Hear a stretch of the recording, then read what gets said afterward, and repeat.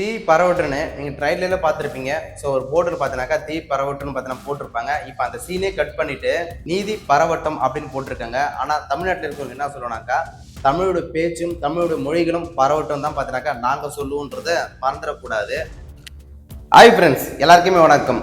பராசக்தி படம் பார்த்துட்டேன். அந்த படம் எப்படி இருக்கு? ஸோ இந்தி எதிர்க்கக்கூடிய ஒரு படமா இல்லை இந்தியை ஆதரிக்கக்கூடிய ஒரு படமா? ஒரு வாரமா நியூஸ் போயிட்டு இருக்கு. இந்தி எதிர்ப்பு பார்த்தீங்கன்னாக்கா அந்த படம் பத்தி பேசுறதுன்னு, நீனாக்கா இந்தியோடைய ஆதரிக்கக்கூடிய படமா நினைக்கிறீங்கன்னு சொன்னாக்கா உண்மையா அது இல்லைங்க. சொல்லிடுறேன், உண்மையாவே இந்தி எதிர்க்கக்கூடிய ஒரு படம் தான். 1964 நடக்கக்கூடிய ஒரு காட்சிகள் பார்த்தீங்கன்னாக்கா படம் முழுவதுமே பார்த்தீங்கன்னா காமிச்சிருக்காங்க. அந்த படத்துல இந்தி வேண்டான்னு ஏன் சொல்றாங்கனாக்கா, இந்தி வேணும்னா நான் கத்துக்கிறேன், ஆனா நீ தெளிக்காதுன்னு அந்த படத்துல சொல்றாங்க. 28 இடத்துல பார்த்தீங்கன்னாக்கா அந்த சீன் நிறைய இடத்துல கட் பண்ணி வச்சிருக்காங்க.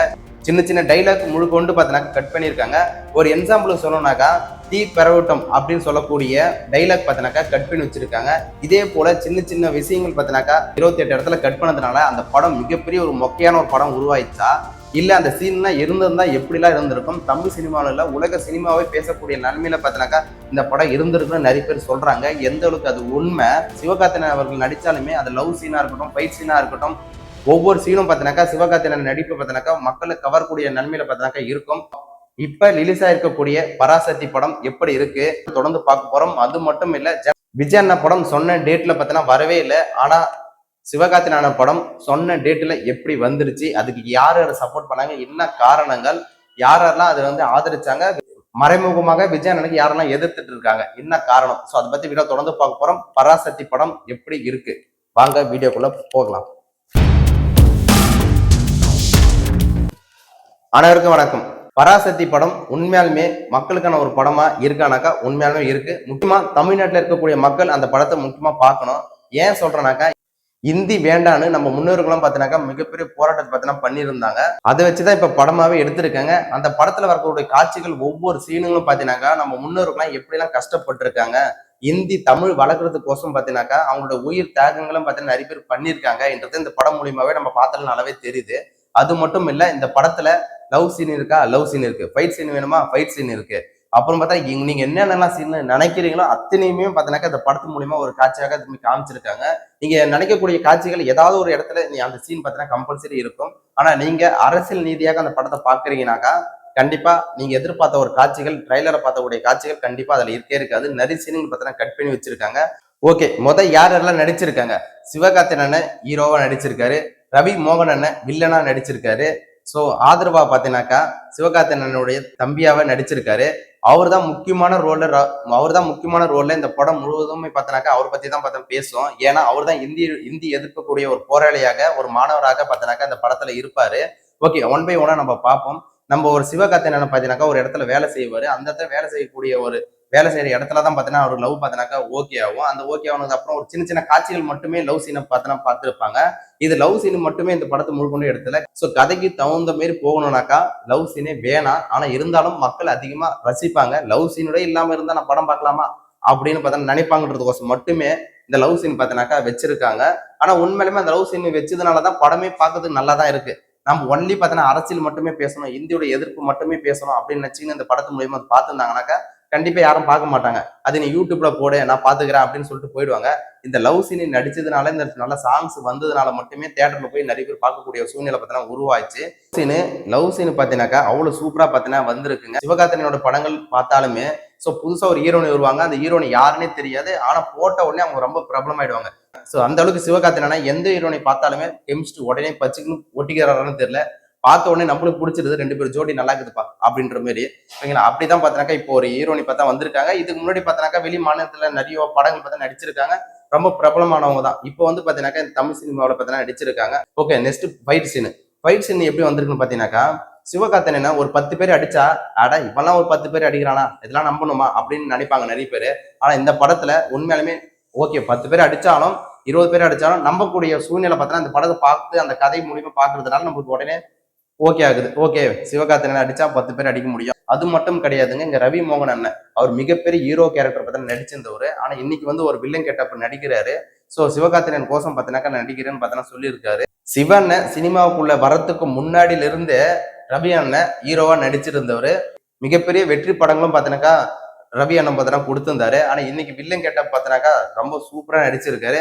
விஜய் சேதுபதி எப்படிலாம் நடிப்பாரோ வில்லன் கெட்டப்ப அதை விட பல மடங்கு பார்த்தீங்கன்னாக்கா ரவி மோகன் அண்ணன் பார்த்தனா சூப்பரா நடிச்சிருக்காரு. இந்த ட்ரெயின்ல ஏறி பார்த்தா 2 பேர் சண்டை போடுவாங்க. அந்த இடத்துல செம சூப்பரா எடுத்திருக்காங்க.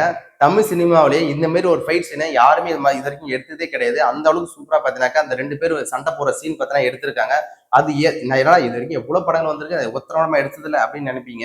ஆனா உண்மையாலுமே சிவகார்த்திகேயனா இருக்கட்டும், இங்க ரவி மோகனா இருக்கட்டும், 2 பேரு அடிச்சுக்கும் போது அவங்க 2 பேரும் முகம் பாத்தீங்கன்னாக்கா ரொம்ப வெறுப்போட எப்படி இந்த கதைக்கு என்ன தேவையோ அந்த மாரி பார்த்தனா முகம் பார்த்தீங்கன்னாக்கா வச்சிருப்பாங்க. அது பார்க்கும்போது ரொம்ப சூப்பரா இருந்தது. ஓகே, இப்படிதான்பா ஒரு ஹீரோனா இப்படிதான் இருக்கணும், வில்லனா இப்படிதான் இருக்கணும் அப்படி பார்க்கக்கூடிய ஒரு சூழ்நிலை பார்த்தீங்கன்னாக்கா நம்மளுக்கு இருக்குங்க. பார்த்தோன்னே நம்பலாம். சிவகார்த்திகேயனை பத்தி பேசிட்டோம். ரவி மோகனனை பத்தி பேசிட்டோம். அடுத்தபடியாக பராசக்தி படத்துக்கு டைட்டிலுக்கு ரொம்ப ரொம்ப முக்கியமானவர் யாருன்னு பார்த்தீங்கன்னாக்கா ஆதரவா தாங்க. ஆதரவா மட்டும் இல்லை என்றால் இந்த படமே பார்த்தீங்கன்னாக்கா ரொம்ப மொக்கையா இருக்கும் தான் நான் சொல்லுவேன். ஏன்னா அவர் தான் பார்த்தீங்கன்னாக்கா காலேஜில் படிக்கும் போது மிகப்பெரிய போராளியா பார்த்தீங்கன்னாக்கா இருப்பாரு. இந்தி எதிர்க்கக்கூடிய ஒரு மாணவனாக இருப்பாரு. இதுக்கு முன்னாடி 1964 பார்த்தீங்கன்னாக்கா இந்த மாதிரி போராட்டங்கள் நடந்திருக்கு. படத்தில் நீங்க போனீங்கன்னாக்கா பார்க்கக்கூடிய காட்சிகள் அத்தனையும் பார்த்தீங்கன்னாக்கா 1964 எடுத்திருக்கக்கூடிய ஒரு படம் மாதிரி தான் இருக்கும். அப்ப எப்படி சூழ்நிலை இருக்கும், அப்ப எப்படி சோபா கட்டல் எப்படிலாம் இருக்கும், பில்டிங் எப்படி இருந்தது, பார்க்கக்கூடிய ஒருத்தவங்க பேண்ட் ஷர்ட்டை எப்படி எல்லாம் போடுவாங்க, அந்த மாதிரி ஒவ்வொரு சீனும் பார்த்தீங்கன்னாக்கா 1964 எப்படி எல்லாம் மக்கள் இருந்தாங்களோ அதை கண்ணு முன்னாடி கொண்டு வந்து நிப்பாட்டினாங்க. அதுல வரக்கூடிய லவ் சீனும் பாத்தீங்கன்னா அப்ப அப்படி அந்த காலகட்டத்துல எப்படி லவ் சீன் எல்லாம் இருக்குமோ அதே மாதிரி லவ் சீன் தான் கொண்டு வந்திருக்காங்க. பேசக்கூடிய டோனும் பாத்தீங்கன்னாக்கா 1964 எப்படி பேசியிருப்பாங்களோ அதே மாதிரி தான் கொண்டு வந்திருக்காங்க. பரதேசின்னு ஒரு படம் எடுத்திருக்காரு. அந்த பரதேசின்ற படத்துல எப்படிலாம் நடிப்பு வெளிச்சு போட்டு காட்டினாரோ அதோட பல மடங்கு பாத்தீங்கன்னாக்கா இந்தி எனக்கு வேண்டாம் போடா அப்படின்னு சொல்லாத மாதிரி இந்த படத்துல அவ்வளவு சூப்பரா பார்த்தா இந்தி எனக்கு வேண்டாம்னு தெளிவா பார்த்தா இந்த படத்துல மிகப்பெரிய போராளியா நடிச்சிட்டு இருக்காரு. இவர் சிவகார்த்திகேயனுடைய தம்பியா இருப்பாரு.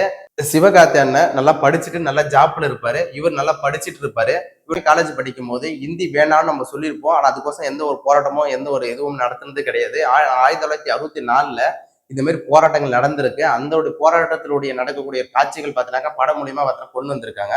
நிறைய சீன் பார்த்தீங்கன்னா கட் பண்ணி வச்சிருக்காங்க. ஆரம்ப கட்டத்திலே சொன்னேன். அதை நான் கண்டிப்பா போக போக போக சொல்றேன். ஏன்னாக்கா இந்த வீடியோடைய லாஸ்ட் எண்டில் உங்களுக்கு ஒவ்வொரு சீனும் பார்த்தீங்கன்னாக்கா உங்ககிட்ட எல்லாத்தையும் சொல்லணும்னு தான் நினைக்கிறேன். ஒன்லி சினிமா ரிவ்யூ மட்டும் இருந்தாக்கா கண்டிப்பா சொல்லிடுவேன். ஆனா இது சினிமா கலந்த அரசியல் பார்த்தீங்கன்னா இருக்கு. அந்த அரசியலுக்குள்ள இந்தி எதிர்ப்பு இருக்கு. அதை விரட்டுறதுக்கு தமிழ்நாட்டில் இருக்கக்கூடிய முன்னோர்கள்லாம் என்ன மாதிரி கஷ்டப்பட்டிருக்காங்க. அது மூலியமா ஒரு படம் வந்திருக்கு. அந்த படத்துல ஏகப்பட்ட விமர்சனங்கள் பார்த்தீங்கன்னாக்கா இங்க இருக்கக்கூடிய தமிழ்நாட்டில் இருக்கக்கூடிய வெளி மாநிலத்தில இருந்து பார்த்தீங்கன்னாக்கா ஏகப்பட்ட கமாண்ட் இந்த படத்தை லாக் பண்ற அளவுக்கு பார்த்தீங்கன்னாக்கா வெளியில இருந்து விமர்சனங்கள் வருது. அது காரணங்கள் யாரு?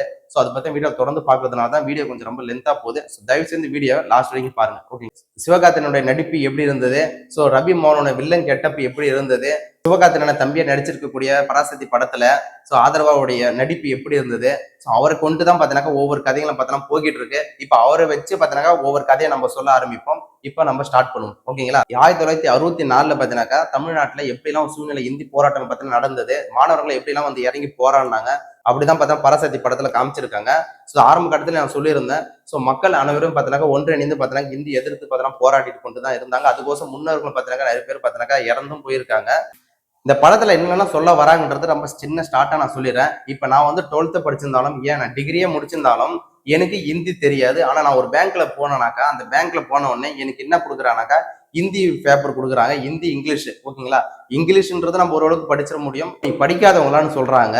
ஏன்டா நான் டிகிரி முடிச்சிருக்கேன், ஹிந்தி தெரியாதுன்றதுனாலவே நான் படிக்காதவன் ஆயிடுவேனா அப்படின்னு பார்த்தா அந்த பாட்டி சொல்லுவாங்க. என்ன சொல்லுவாங்கன்னாக்கா படத்திலேயே இந்த ஒன்லைன் பார்த்தீங்கன்னாக்கா ரொம்ப பிடிச்சிருக்கும். என்ன ஒன்லைன் பார்த்தீங்கன்னாக்கா எனக்கு அந்த பாட்டி பார்த்தீங்கன்னா பேங்குக்கு போவாங்க. பேங்க்கு போனதுக்கு அப்புறம் பார்த்தீங்கன்னா ஏகப்பட்ட ஒரு சூழ்நிலை பார்த்தீங்கன்னா உருவாகும். வீட்டுக்கு அந்த பேரங்கிட்ட சொல்லுவாங்க. என்ன சொல்லுவாங்கன்னாக்கா 8ஆம் கிளாஸ் படிச்ச நானு என்னை படிக்காத தக்குரி ஆக்கிட்டான்ப்பா அவன் பார்த்தீங்கன்னா சொல்லுவாங்க. அது உண்மையிலே ஒரு காட்சி தான். ஏன்னா நான் டிகிரியே படிச்சிருந்தாலும் ஹிந்தி படிச்சா மட்டும்தான் நீ படிச்சவனு சில மாநிலத்தில் இருக்கக்கூடிய சில தற்கூறிகள் நினைக்கிறாங்க இல்லையா? அவங்களுக்கு சில பதிலடியா இது இருக்கும். தமிழ்நாட்டுல சில பேர் சொல்லுவாங்க, ஏன்டா ஹிந்தி எதிர்ப்புன்றதுனால எதனால போராட்டமா, ஹிந்தி படிக்கலாமே அப்படின்னு நினைப்பாங்க. ஹிந்தி படிக்கலாம், ஆனா கட்டாயம் பத்தக்கூடாது. ஒரு வேலையில போறேன், அந்த வேலையில பார்த்தனாக்கா ஹிந்தி எனக்கு வேண்டாங்க, இங்கிலீஷ் தமிழ் போதுங்கன்னு சொல்றேன். ஆனா அவங்க எல்லாம் ஹிந்தி தெரிஞ்சா மட்டும்தான் உங்களுக்கு வேலைன்னு சொல்றாங்க. அப்போ அங்க நம்ம கட்டாயமா பார்த்தனாக்கா ஹிந்தி கத்துக்கக்கூடிய சூழ்நிலை உருவாகுது. அதனாலதான் ஹிந்தி வேண்டாம்னு அவங்க சொல்றதுக்கு காரணம், ஹிந்தி வேணும், ஆனா அது கட்டாயம் பத்தாதீங்க, தெளிக்காதீங்க என்றதுதான் இந்த படம் மூலியமா ஒன்லைன் எல்லாம் சூப்பரா சொல்றாங்க. அதோட சிவகார்த்தினுடைய நடிப்பு பார்த்தீங்கன்னா இந்த படத்து மூலியமாக மிகப்பெரிய அசுர வளர்ச்சி தான் நான் சொல்லி ஆகணுமே.